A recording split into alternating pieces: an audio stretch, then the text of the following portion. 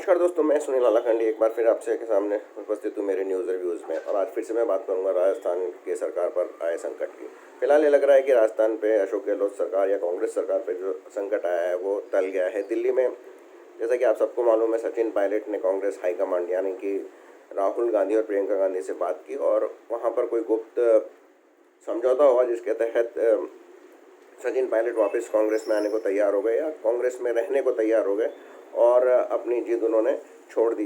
क्या शर्तें हुई ये सब तो पर्दे के पीछे हुआ और ये तो तभी पता चलेगा जब मंत्रिमंडल में वापस सचिन पायलट के सहयोगियों को वापस स्थान दिया जाएगा या फिर कोई राजस्थान में नेतृत्व में परिवर्तन होगा। लेकिन फिलहाल ऐसा नहीं लगता है।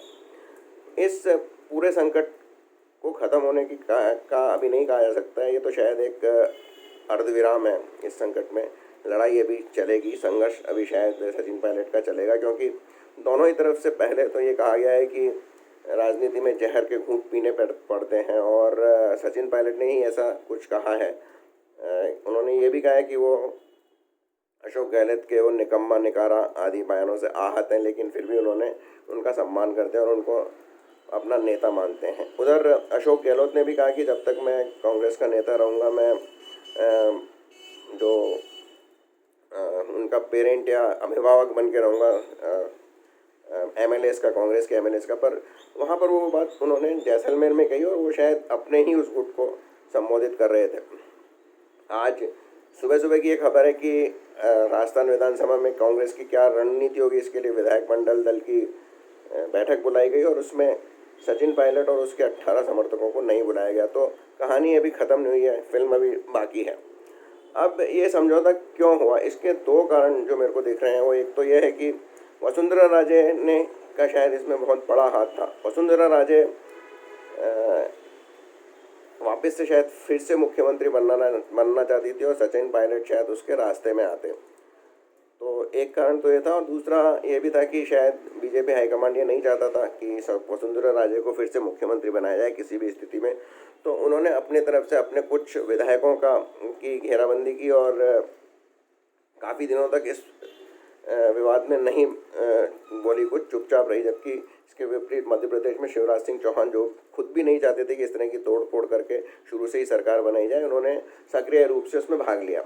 हालांकि ज्योतिरादित्य सिंधिया और सचिन पायलट दोनों में काफ़ी अंतर है। ज्योतिरादित्य सिंधिया का एक पूरा अपना खेमा था और एक क्षेत्र उधर जहाँ पे चंबल क्षेत्र में, ग्वालियर और गुना क्षेत्र में उनके अच्छे खासे प्रभाव था और उनके 25-30 सॉलिड एमएलए थे। जबकि सचिन पायलट की गाड़ी 18 से ऊपर नहीं बढ़ सकी, जो कि सामने आया है।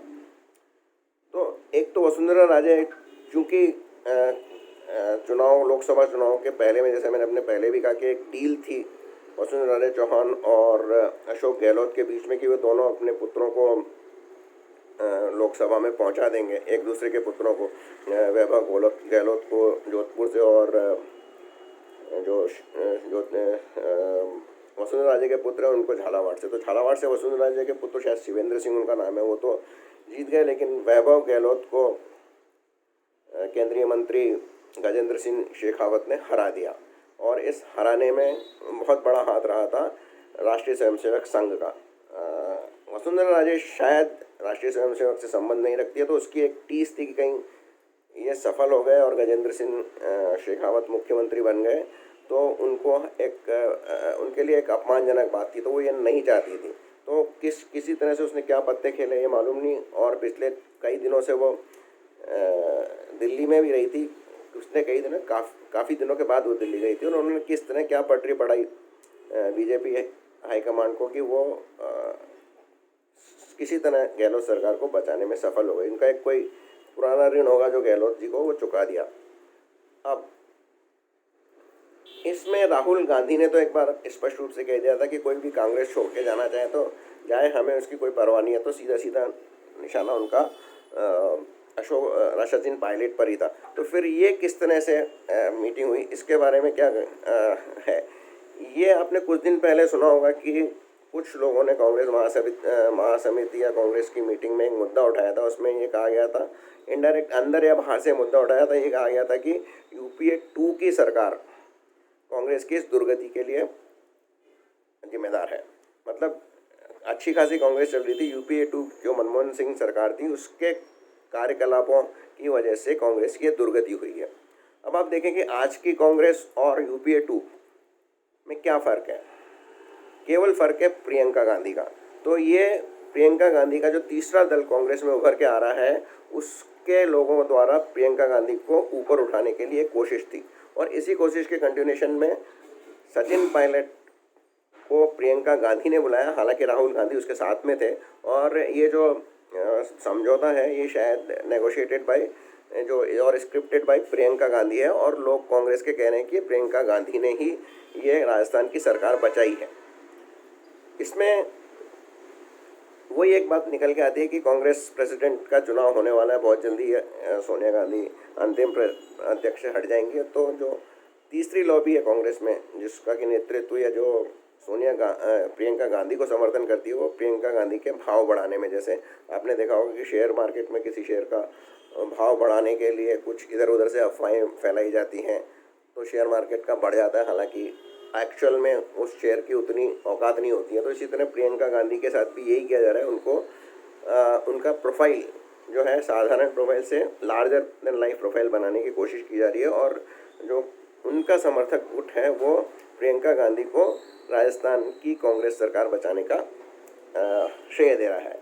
तो अब इसमें राहुल गांधी भी शामिल है कि नहीं है ये अभी तक मैं कह नहीं सकता, लेकिन राहुल गांधी जिस तरह से आजकल बातें कर रहे हैं वो केवल मोदी को अटैक कर रहे हैं। उनका एक पर्सनल वेंडेटा है मोदी के खिलाफ, तो उसको वो सेटल करने की कोशिश कर रहे हैं। वो भी काफ़ी थके मांदे लग रहे हैं, और शायद वो भी अब इस राजनीति से अलग होना चाहते हैं, कांग्रेस की राजनीति से। तो वो शायद हो सकता है इनडायरेक्टली वो भी उस गुट का समर्थन कर रहे हैं जो प्रियंका को पॉपअप कर रहा है, जो ऊपर उछाल रहा है प्रियंका गांधी को। हालांकि इससे कांग्रेस का राष्ट्रीय नेतृत्व या कांग्रेस की स्थिति में कोई फ़र्क पड़ेगा ऐसा मुझे नहीं लगता, क्योंकि प्रियंका गांधी भी का भी कोई क्रेडिबल स्टेटस नहीं है। उनके नाम पे अभी भी कोई भी उपलब्धि नहीं है, और उनको प्रशासन और पॉलिटिक्स का कोई भी अनुभव नहीं है। लेकिन हाँ, इतना ज़रूर है कि वो राजनीतिक सूझबूझ में राहुल गांधी से 21 पड़ती है, और ऐसा उन्होंने ये करके भी दिखा दिया। हो सकता है इसके पीछे उनके पति रॉबर्ट वाड्रा जो कि एक काफ़ी श्रूड आदमी है, उनका हाथ रहा हो, या फिर कोई ऐसा ग्रुप जो राहुल गांधी के समर्थकों को नीचा दिखाना चाहता हो, वो सब मिलके रहा हो। इसमें सोनिया गांधी का क्या है ये अभी समझ में नहीं आया, ये समय ही बताएगा।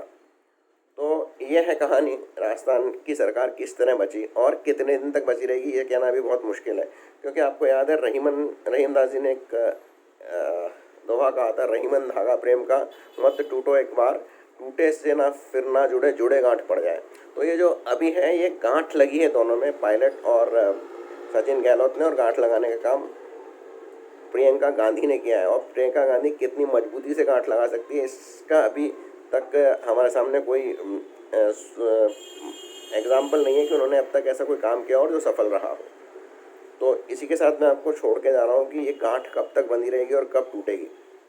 ये मेरा विश्लेषण था आज का अशोक गहलोत सरकार पर। मुझे नहीं लगता कि ये लंबी चलेगी, क्योंकि ऑलरेडी अशोक गहलोत, एक बात और मैं बताना जो भूल गया, अशोक गहलोत अपने जो सहायक या उनके गुट के जो विधायक हैं उनसे बार बार ये कहलवा रहे हैं कि हमको कि जो सचिन गुट के जो विधायक हैं उनको ना तो कांग्रेस पार्टी स्तर पे या सरकार में कोई जिम्मेदारी दी जाए या कोई महत्वपूर्ण पद दिया जाए। ये वो अपनी बार्गेनिंग पावर बढ़ाने के लिए कर रहे हैं। तो लड़ाई ख़त्म नहीं हुई है, गांठ लगी है, कब तक गांठ चलेगी ये मैं आप पे छोड़ता हूँ। बहुत बहुत धन्यवाद मेरा ये वार्ता सुनने के लिए, और यदि आपने चैनल सब्सक्राइब नहीं किया हो तो अवश्य कीजिए। बहुत बहुत धन्यवाद।